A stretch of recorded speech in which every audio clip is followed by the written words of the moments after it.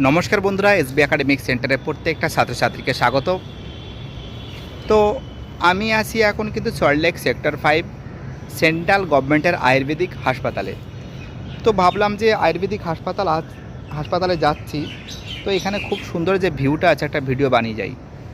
তো দেখো, সত্যি কথা বলতে যে জন্য আমি এসেছি তোমাদের সামনে, সেটা ছিল খুব তাড়াতাড়ি অর্থাৎ শুরু করে দিয়েছি আমি মাধ্যমিক এবং উচ্চ মাধ্যমিকের সাজেশান।